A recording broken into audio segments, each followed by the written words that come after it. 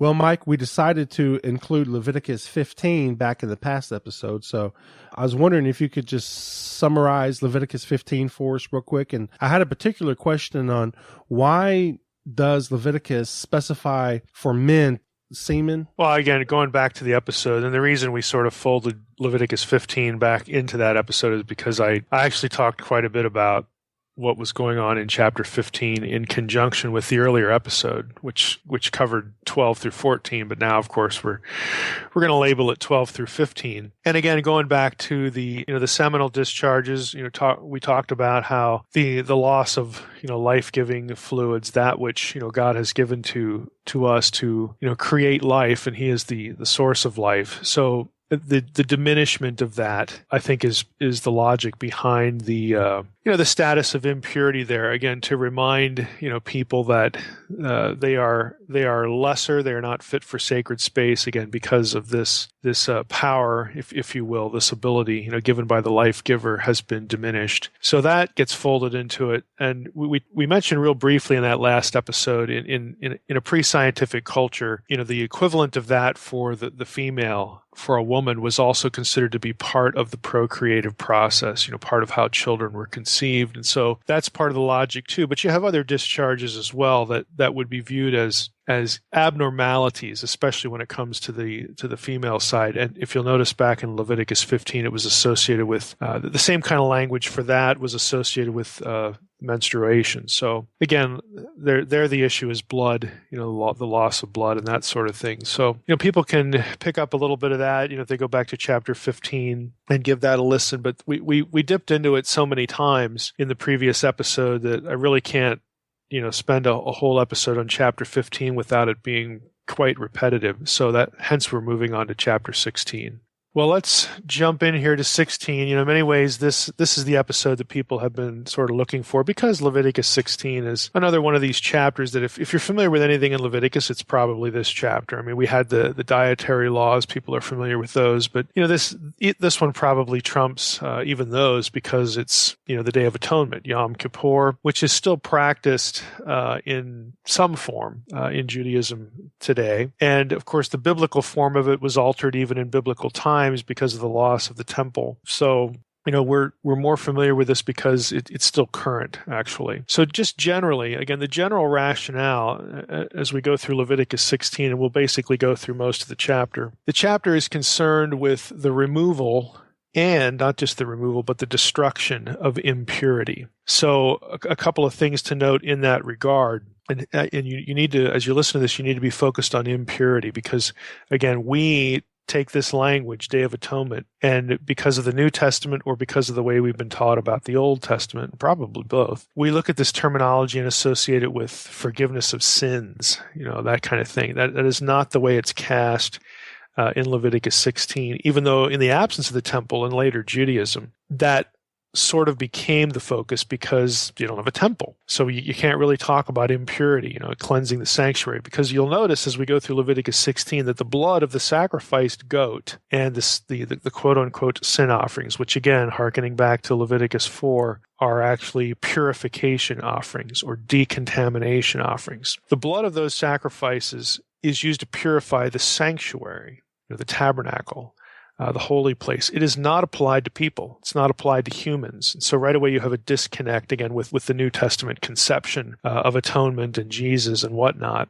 So let's try to keep impurity in our minds as we go through the chapter here. And second thought, the goat for Azazel. And if that's an unfamiliar phrase to listeners, I'll catch you up when we hit that point in the passage. But the goat for Azazel, often translated scapegoat, again, rather unfortunately, and I would say inaccurately, gets driven into the wilderness. So this is also a ritual of riddance, getting rid of something. So you have removal of impurity, you have destruction of impurity in the sense that it is cast out of the community. Impurity is cast out of the community, which is another way of saying it's driven away from sacred space. So again, the emphasis is on protecting sacred space. And really, you could summarize Leviticus 16 with a very modern term. That is, Leviticus 16 is essentially a reset button.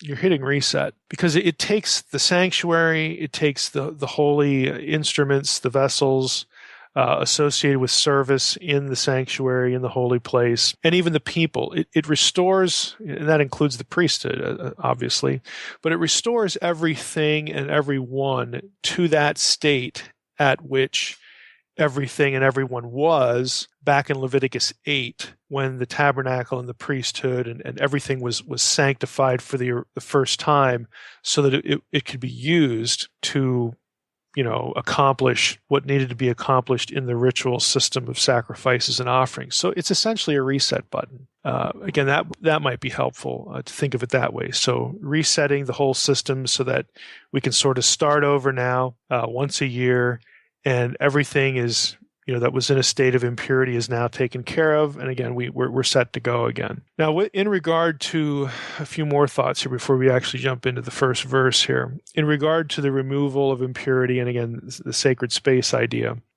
the rationale also in part helps us to understand, what's going on in the mind of the Israelite, in the sense that if we don't do this, if we don't hit the reset button, if we don't make absolutely sure at least once a year that everything is restored to the way it could be, that nothing has been omitted by our own ignorance or our own oversight, that here's a ceremony that gives us the opportunity to just start over again. If we don't do this, there's a threat that God could withdraw again from the sanctuary because it's defiled, because something is being perpetually overlooked. And that, of course, means the alienation of God's presence from the community. So that the sanctuary, the picture is the sanctuary is under constant threat of impurity, both from the priesthood, again, the people who functioned within it, who had jobs to do there, anyone, who happened to be rendered impure due to some, again, oversight on their own part, some negligence, because ritual impurities were considered contagious. And there were certain things we've talked about already in Leviticus that if you overlooked your need to be restored to ritual purity and you interacted with someone else, then they became impure, and so on and so on and so on. So the reset button was really important. I want to share a quote from Levine.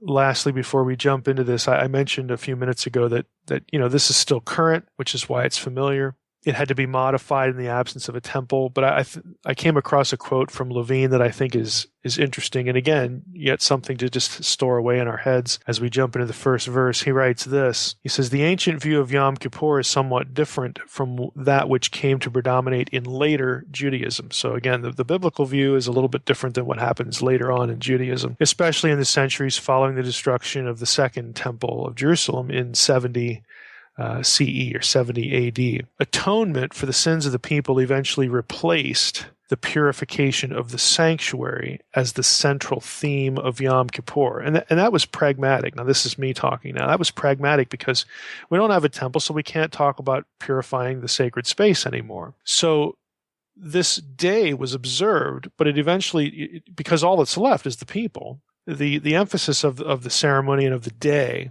whatever ceremonial acts are enacted by rabbis, on this day, that the focus became the people, the purification of the people, the atonement for the sins of the people. Again, that is not how it's described in Leviticus 16, actually, because the blood is never applied to people. It's only applied to the sanctuary, as we'll see. Now, in verse 30, okay, we're back to Levine now. Levine comments that in verse 30, and I'll paraphrase a little bit for the sake of time, there was a sense that while we're purifying the sanctuary, that the people were also reset as well. So this idea that was current in later Judaism is sort of resident and present in Leviticus 16, that sort of the little seed thought, the kernel of it is present in Leviticus 16, but the emphasis in Leviticus 16 is very obviously the sanctuary itself. So in the absence of the sanctuary, this is really the only part of the chapter that can really get meaningful attention in later Judaism. So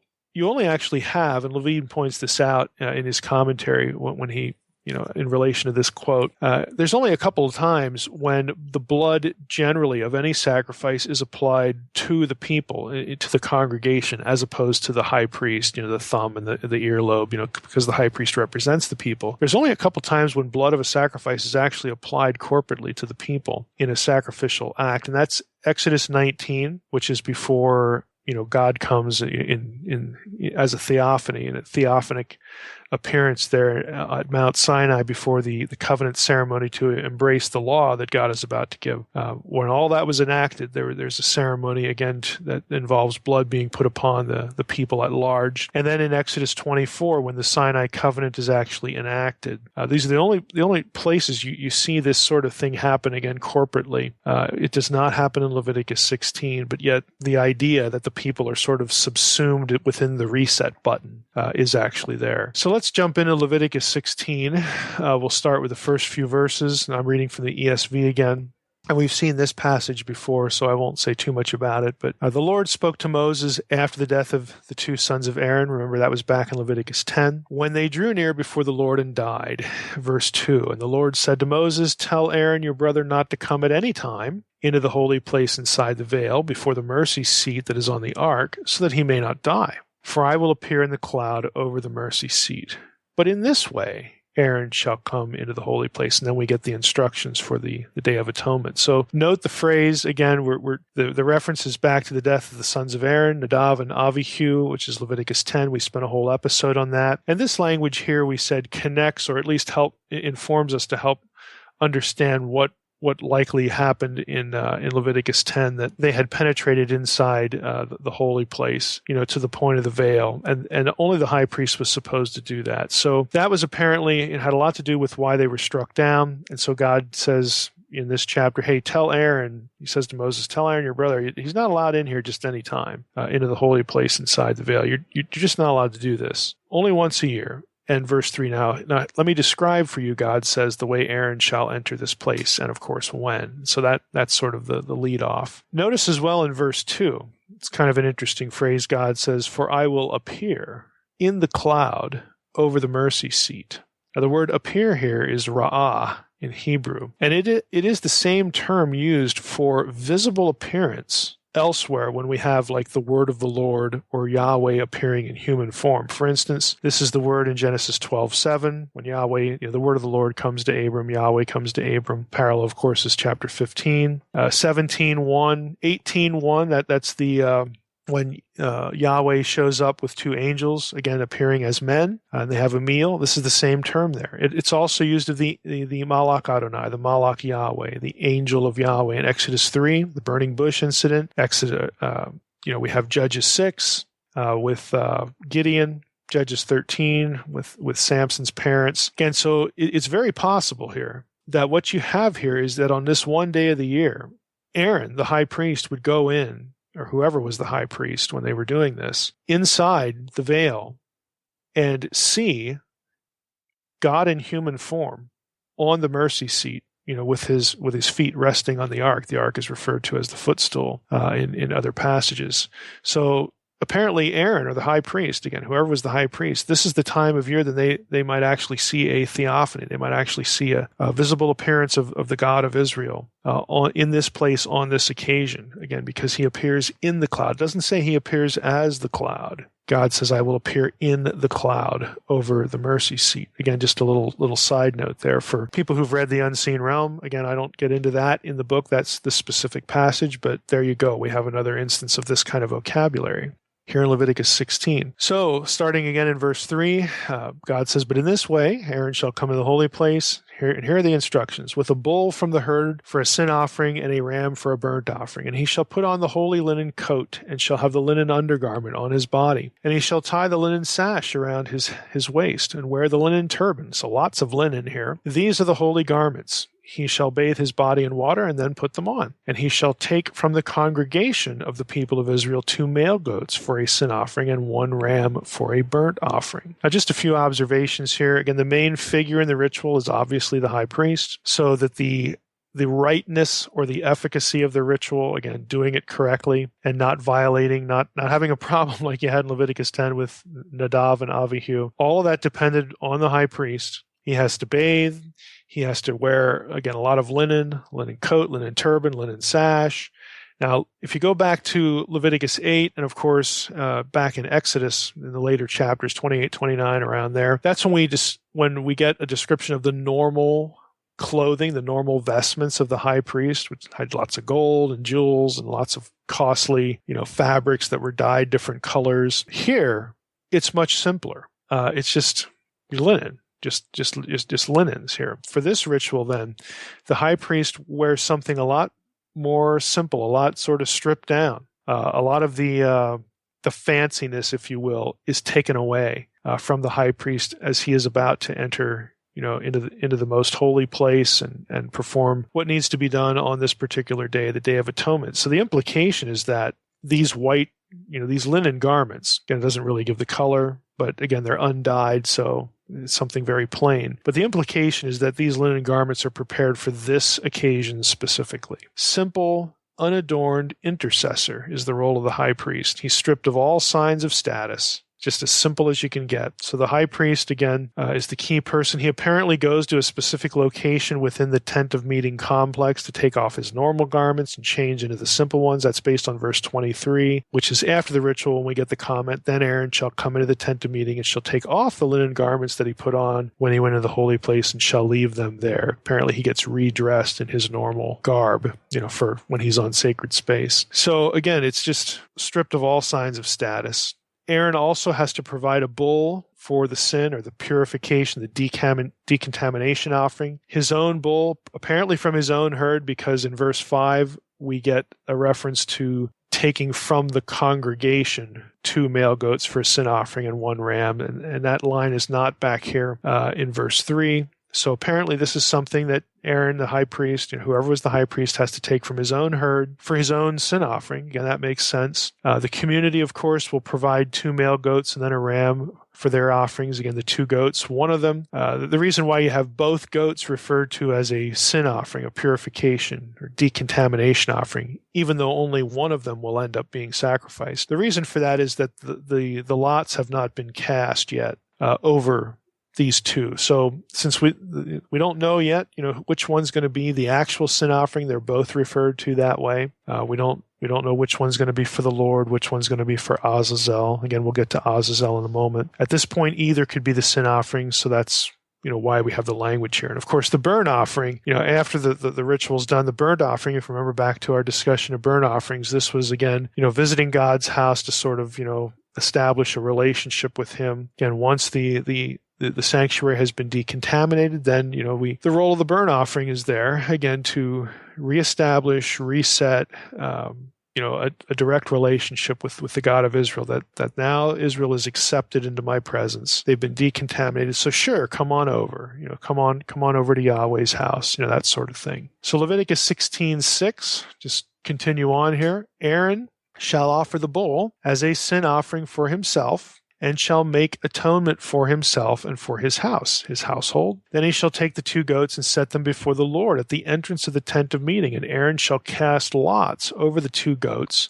1 lot for the Lord, and the other lot for Azazel. And Aaron shall present the goat on which the lot fell for the Lord, and use it as a sin offering. But the goat on which the lot fell for Azazel shall be presented alive before the Lord to make atonement over it. And I would say a better way to translate that would be to make expiation with it, or to make a purging with it, or to, again, the whole notion of the sin offering, is again decontamination, purification. But in the instance of this live goat, the idea, again, falling back to atonement, has to do with the person, or in this case, it's representative for the whole congregation, for them to be purged of any sort of flaw or again contaminant, or if there's anything amiss, that's marring the relationship between us and God. Well, those things, those issues, those sins, those problems, whatever you want to call it, those impurities will, at the end of verse 10, be sent away into the wilderness to Azazel. So this takes us into 2 issues here we need to discuss. Going back to Leviticus 4, the whole language of atonement. If you remember from that episode, the Hebrew kippur, with 2 P's there, kippur, really comes from the Akkadian verb kupuru, which means to wipe off or burnish or cleanse or purge, that kind of thing. Now, in cultic terms, again, in ritual terms, this meant that expiation was conceived of as a cleansing or wiping away of impurity, getting rid of contamination. Now, we need to be a little more specific here. The point of that language, that verb in Akkadian and hence in Hebrew, is not that kippur Hebrew kippur refers to the action of wiping. Rather, it's more abstract. The term really refers to the fact that the person, in this case the whole people, have been purged or purified, again, in the sense that God looks upon what's being done in the ritual according to his command, and he responds in such a way to indicate that, well, now that you've done this, you're acceptable to me. You have been purged from anything that would mar our relationship. You are now fit for sacred space. So the point of the verb is not the wiping action, not any activity, but rather the point is the result. That you have been made acceptable now. You've been purged from impurity. Even more specifically, in the context of Leviticus 16, which is where we're camping here today, the goat for Azazel, again, the one that's not sacrificed, purges the people from impurity by removing the impurity out of the camp, away from sacred space, and into the wilderness, which is the domain of Azazel. And this harkens back to the whole concept of cosmic geography.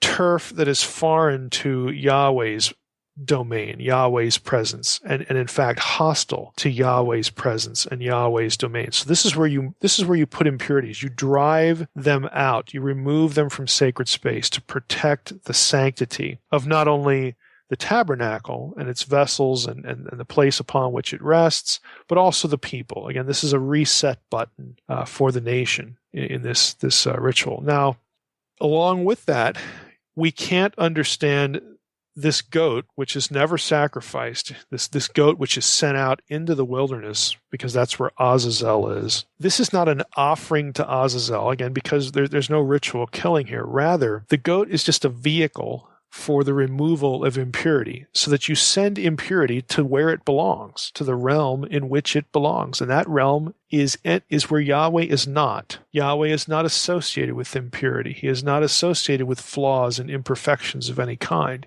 His turf, his domain, and his people are holy. They are sanctified. And so impurity must be removed.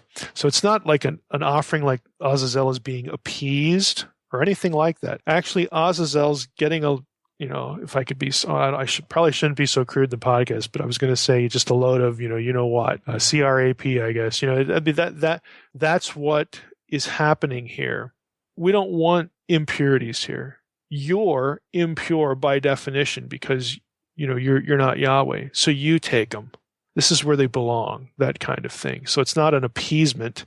It's basically dumping what you don't want in the place where it belongs. Now, a lot of translations, again, don't read Azazel here. They have scapegoat. And I discussed this, in a fair amount of detail in the Unseen Realm. For those who have the book, it's specifically pages 176 and 177. I'm going to read a few short excerpts from that for those who don't understand what in the world is this crazy man talking about Azazel here. My Bible doesn't say anything like that. Well, here's essentially why. So this is, again, from Unseen Realm. I wrote, the word Azazel in the Hebrew text, and that is what is in the Hebrew text. For those who know Hebrew, it's Gayin, Zion, Aleph, Zion, Lamed. Okay, that's what gets translated scapegoat, but it's Azazel more literally. The word Azazel in the Hebrew text can be translated, quote, the goat that goes away, unquote. Now that's the justification for the common scapegoat translation. So in other words, if you take those 5 consonants and separate them into Az and Azal, you have goat that goes away. Okay, that's where scapegoat comes from. For instance, like in the NIV, NASB, King James, that sort of thing. The scapegoat, so those translations have it, symbolically carries the sins of the people away from the camp of Israel into the wilderness, and that seems simple enough. However, Azazel is really a proper name. In Leviticus 16:8, one goat, you'll notice, is for, preposition lamed in Hebrew, for Yahweh, while the other goat is for, preposition lamed, Azazel. Since Yahweh is a proper name and the goats are described in the same way, Hebrew parallelism informs us that Azazel should also be taken as a proper name. What needs resolution is what that all means. So again, the issue is the 5 consonants. You keep them together, it's a proper name. You separate them, then you have goat that goes away. Now, the whole goat that goes away idea, again, this is just me talking now. I'm not quoting anything here from the book. This whole idea could work if it wasn't for verse 26.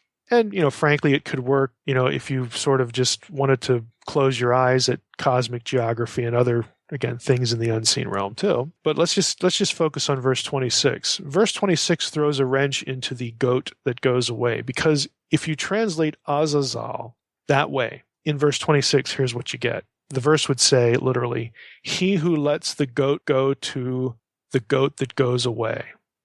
Now, how does that make any sense? He who lets the goat go to the goat that goes away.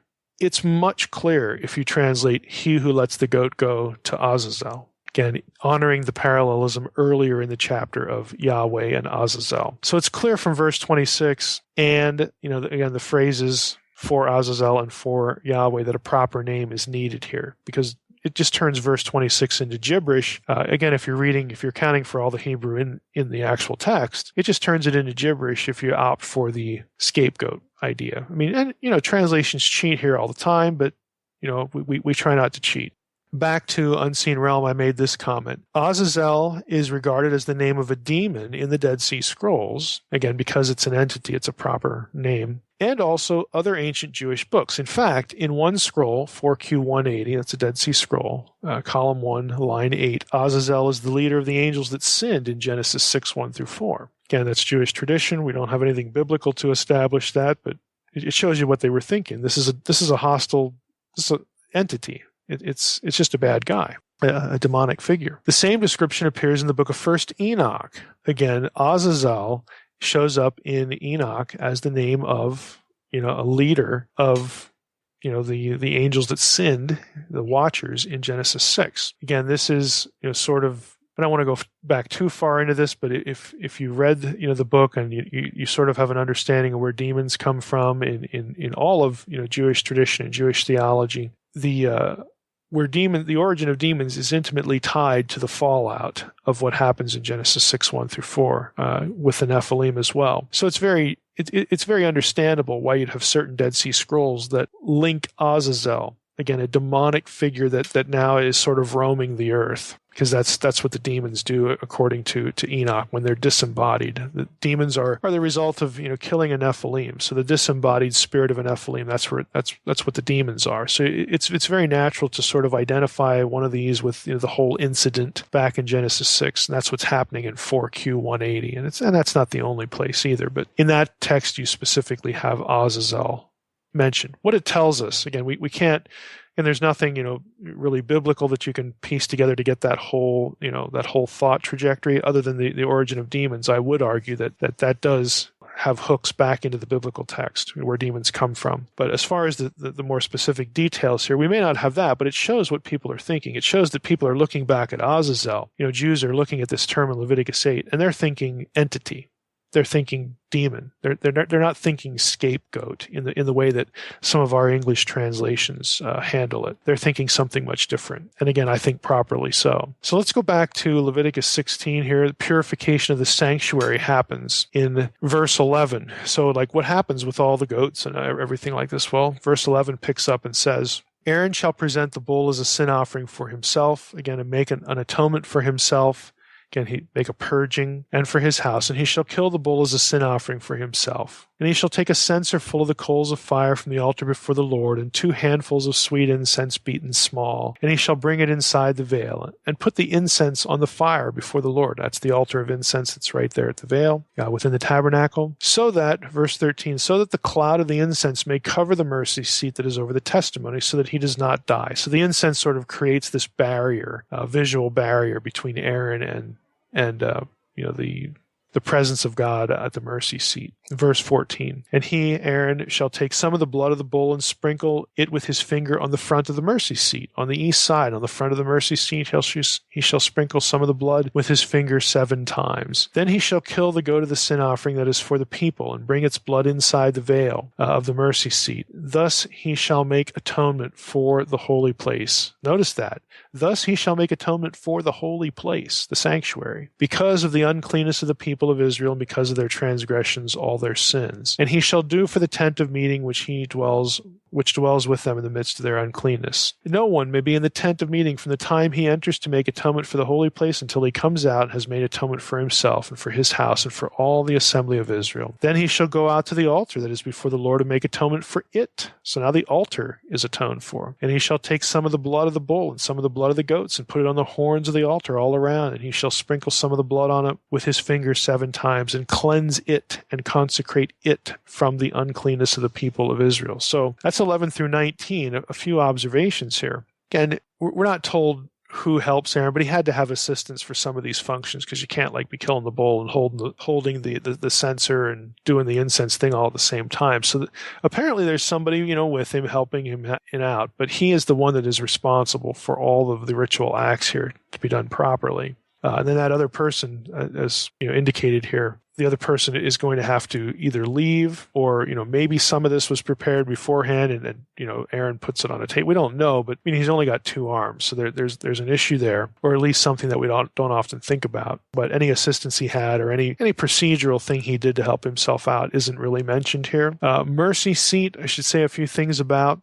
This is a common translation. Again, I'm reading the ESV. This is not a good translation, although it's a traditional one. The reason it gets translated mercy seat is that we have here a noun, kaporet, formed from the same lemma, I should say the same from the lemma of it's formed from a lemma that is related to the verb kippur. So kippur and kaporet, they both have the kaf and then the double P, K, and 2 Ps. One's a noun, one's a verb. So the verb for atonement, kippur, this is sort of a noun equivalent in Hebrew, kaporet. And so since the verb gets this atonement language associated with it, so the noun is referred to as the mercy seat because this is the result of the atonement. God is showing mercy. Again, that is an abstracted interpretive translation. More literally, if atonement, the verb kippur, means to purge, okay, then kaporet should be the place of purging. In other words, it would really focus on the location, not the result. Again, because calling it the mercy seat is sort of reading the theological result into the lemma, and that's why it's not a great translation. There are other reasons too. Let me just quote you something from Nahum Sarna's commentary on Exodus when the ark is being built, with the lid. He says here, mercy seat is in the English versions. This is based on the Septuagint and Vulgate translations, which mean instrument of propitiation. Again, getting it from this lemma relationship. It follows the usual sense of the Hebrew stem kpr, to atone or make expiation, and this understanding would appear to be strengthened by the instruction in Leviticus 16:15 and 16, that at this spot in the Holy of Holies, the high priest is to perform expiatory rites on the Day of Atonement. Again, and what I'm saying is the focus should be on the location, not on the theological result, as far as the translation goes. But Sarna makes another comment here. He says, nevertheless, mercy seat is not a satisfactory translation of kaporet, since the aspect of mercy is an interpretation and is not inherent in the word. And that's just what I was saying. The translation a cover. Okay, some translations will have covering or cover for kaporet instead of mercy seat. Sarna says, the translation a cover rests again on a supposed primary meaning to cover for the Hebrew verb kippur, which again is not the case. Kippur comes from Akkadian kuporu, which is about purging. It's not about covering anything. It's about purging. So again, these are English options that really are not satisfactory. And think about it. Just think about what this object is. The kaporet is the lid of the ark. It is actually God's seat throne, since the ark is elsewhere described as God's footstool. For instance, 1 Chronicles 28:2, Psalm 99:5, Psalm 132:7. I'll just read one or two of these. Psalm 99:5 says, "Exalt the Lord our God, worship at his footstool. Holy is he." 1 Chronicles 28:2, King David rose to his feet and said, "Hear me, my brothers and my people. I had it in my heart to build a house of rest for the ark of the covenant of the Lord and for the footstool of our God. And I made preparations for the building." Again, the ark associated with this idea of being a footstool. Lamentations 2:1, another instance. So the lid that goes over the ark, the kaporet, which is placed atop the aron, that's the Hebrew word for ark, is actually God's seat throne, and the ark is his footstool. So the imagery is that God is sitting on this golden slab. This is solid gold, also atop of which are fixed 2 cherubim. So it's a cherubim throne. The lid, the kaporet, is a cherubim throne. The ark is underneath, again, where God's feet rest. Again, that's the imagery. Sarna comments on a little bit on the cherubim. He says, at either end of the kaporet, a cherub was hammered out. The 2 cherubim faced each other with their heads bent slightly downward. Their fully outstretched wings were turned upward, sheltering the main body of the lid and the ark below it. Verse 22, as well as Numbers 7:89, make clear that the divine voice was thought to issue from the space above the lid and between the 2 cherubim. And if we take the theophanic language that began this chapter, Leviticus 16:2, where God says, I will appear in the cloud, then you actually could have a visible form of an enthroned deity, the enthroned Yahweh, at the kaporet, because it was his seat throne. Continuing or going back to Sarna, Sarna says, this makes clear again that the kaporet with its cherubim would support the invisible throne of God. It explains a frequently employed epithet of God as the one who, quote, is enthroned between the cherubim. Okay, various verses, use that language. 1 Samuel 4:4, 2 Samuel 6:2, so on and so forth. The imagery of the footstool and the throne evoke the conception of, again, how obvious is this? This imagery, footstool and throne, evoke the conception of God as king. Now, we don't often think of Leviticus 16 as a scene, a throne room scene, but that's what it is. It's God as king, again, enthroned on the cherubim. Those of you who have followed my blog and even the Paleobabble blog, when I talk about throne iconography, and in Unseen Realm we get into throne iconography, very clear examples that this was a familiar idea, because cherubim, again, just as kiper comes from Akkadian kaporu, cherub, karuv, comes from an Akkadian term as well, and it refers to a throne guardian. Okay, so again, it's just throne imagery left and right, but we often don't think about that when we're reading through Leviticus 16 because we have translations like mercy seat. That doesn't really conjure up any sort of throne imagery at all. I mean, frankly, neither does lid, neither does cover, neither does place of purging. If you wanted to take kaporet and be very literal with it. I mean, I actually think a really good translation here would be throne, seat throne or something like that, because conceptually, that's what it is. Now, that wouldn't be a good translation in terms of, literalism, things that are wrapped up in the lemma, but it captures the point of the description, that's going on here and elsewhere. Again, we can talk about translation philosophy some other point. So in verse 13, again, we have the phrase that this is how you approach it. You put the incense up there. You got God, sitting on his seat throne right here. You do it this way with the incense cloud. You got to get that going first, burning because, we don't want the high priest to die in verse 13. Again, and then we get into, in verses 16, 18, 19, what happens with the blood? Well, the blood is brought into the Holy of Holies, and it's sprinkled, again, on the throne seat. It's, applied, thereafter to the horns of the altar. Again, the language is, he shall make atonement for the holy place. He shall make atonement for the altar. In other words, he shall purge, the lid of the ark, the throne seat. He shall purge the altar. He shall purge the holy place. Thus shall you purge or decontaminate the holy place and its objects. This is not about forgiveness of moral wrongs because, frankly, objects don't commit sins. It's talking about decontamination and purging of impurity. Verse 19 adds that you cleanse it, you consecrate it from the uncleanness of the people of Israel. In other words, if this is where impurity is going to arise from the people. Either the people who administer, who conduct business, inside of the holy place according to God's command. They're going to have contact with the masses, so to speak, and one of them might be unclean. I mean, there's this constant thread of impurity and uncleanness. Again, ritual impurity being brought into sacred space. And so that's why once a year, we got to just sort of take care of business here in a reset kind of way.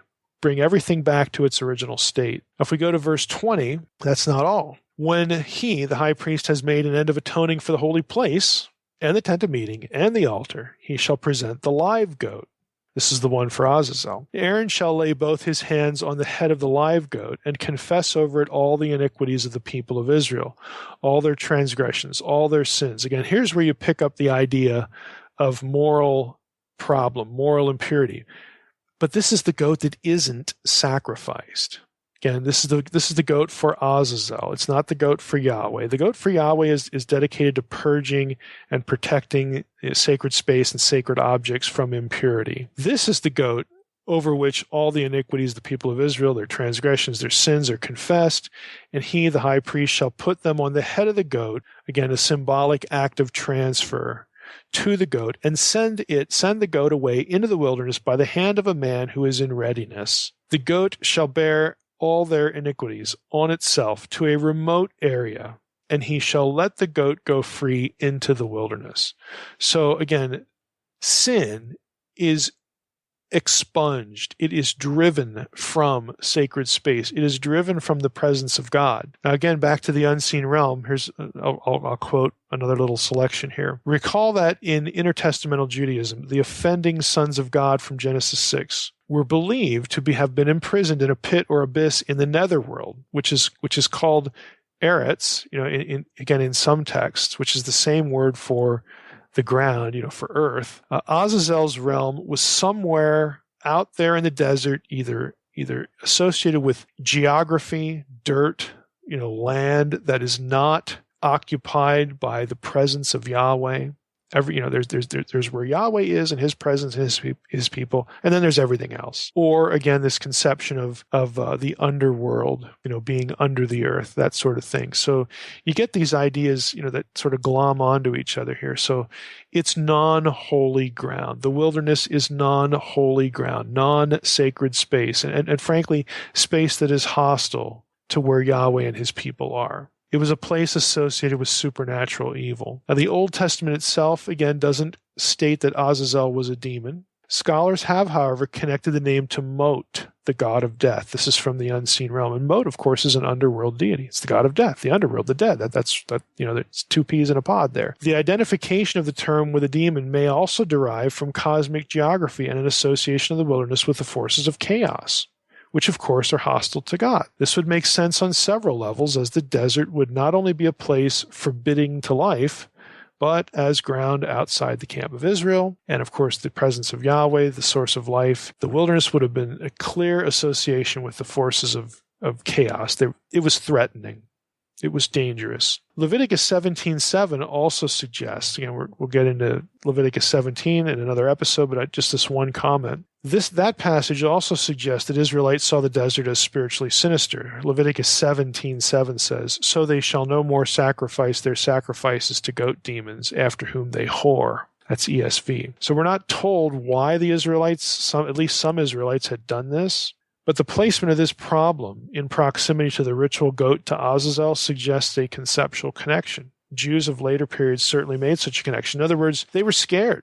They were scared of the outside world, the wilderness realm, because it was a place associated with death, with Mot, with the underworld, with hostile spiritual forces, all this stuff. And so apparently Leviticus 17:7 alludes to the fact that some Israelites they were freaked out and they're sacrificing, to keep the bad guys at bay. And so Leviticus says, you're not going to do this anymore. Again, this is not something that we do now. We're once a year we're going to send our sins, on the goat that remains alive to Azazel, get rid of them, send them where they belong, that sort of thing. But they were, again, it just tells you how they were thinking about sacred space devoted to Yahweh and, of course, to them, if they're in communion with Yahweh, and then basically everything else, especially the wilderness. Again, it just had these negative, sinister associations attached to it. And you see wilderness imagery in lots of passages in the Old Testament, especially associated with this idea. Of course, you get it in the New Testament. Where does Jesus encounter the devil? Well, where else would you encounter him? In the wilderness, in the desert. I mean, that's normal.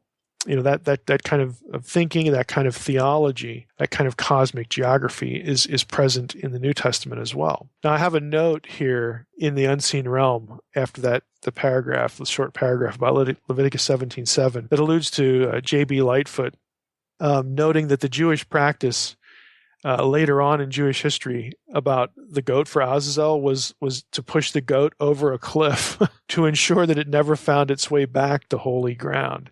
And if you want to read that, you can look it up on Unseen Realm. But it's just kind of interesting that, again, they took it that far. Again, they were scared that the goat would find its way back and bring the impurities back and who knows what else with it. So they would drive it over a cliff. Lastly here, we're 5 more verses in Leviticus 16 and we'll wrap up. In verse 29, I'm not going to read the whole rest of the chapter, but these 5 verses here we will. It shall be a statute, all of this, verse 29, shall be a statute to you forever, that in the 7th month, on the 7th day of the month, you shall afflict yourselves and shall do no work, either the native or the stranger who sojourns among you. For on this day shall atonement be made, shall purging be made for you to cleanse you. Again, purging both in terms of the sanctuary and driving all impurities outside of the camp. So this day shall be made for you to cleanse you. You shall be clean before the Lord from all your sins. Verse 31, it is a Sabbath of solemn rest to you. In other words, you're not going to work on this day either. And you shall afflict yourselves. It is a statute forever. And the priest who is anointed and consecrated as priest in his father's place shall make atonement, wearing the holy linen garments. He shall make atonement for the holy sanctuary, and he shall make atonement for the tent of meeting, and for the altar, make atonement for the priests, and all the people of the assembly. Basically, everybody and everything. Again, this is a reset. And this shall be a statute forever for you, that atonement may be made for the people of Israel once in the year because of all their sins. And Aaron did as the Lord commanded Moses. Again, everything, every person, every object, the entirety of sacred space is restored back to the condition that it was initially put in when all of it originated, when the whole system was set up.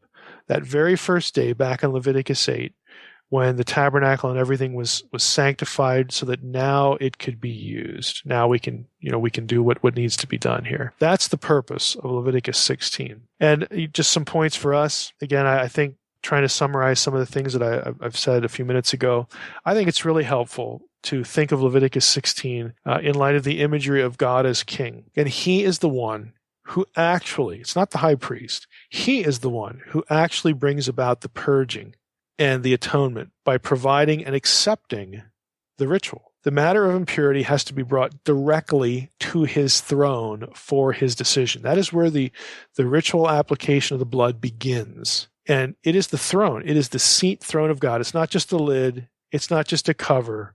Mercy seat, again, misses the point.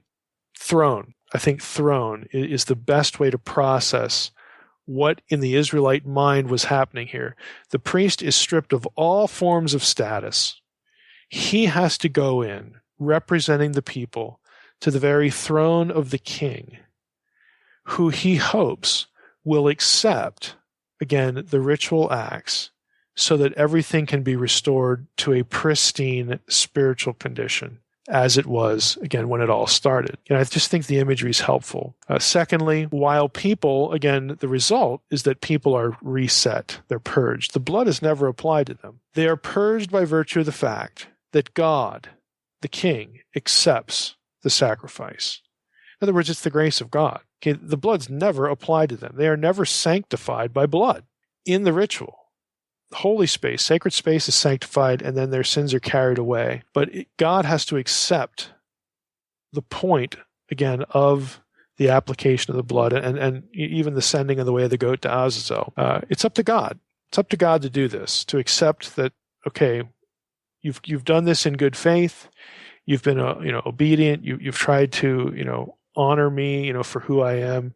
You've given me my proper place. You're obeying me because you believe I'm the God of gods, and so on and so forth. And then God's good. God's good with that. We're all good for another year, or at least, you're supposed to be, enacting these rituals whenever impurity comes up, but we're good. We're reset. We're back to the beginning again. Thirdly, the goat for Yahweh, again, is the blood issue. The goat for Azazel is the removal of impurity. Both goats factor into the representation of how the New Testament describes salvation. In other words, when the New Testament talks about salvation, we are both made fit for God's presence. That's the purging part. And our impurities, our sins, as it were, are removed.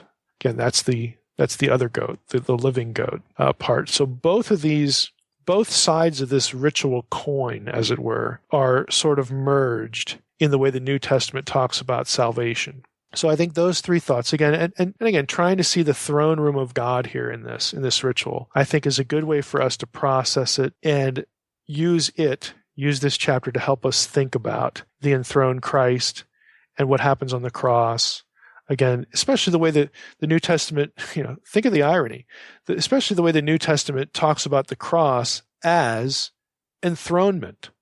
Okay, when Jesus, was offered as a sacrifice to sin, then, he winds up, because he does that, at the right hand of God, enthroned at the right hand of God. I mean, all this enthronement talk that is associated with the crucifixion. Again, I think that creates a good conceptual link back to Leviticus 16 that we can appreciate and process.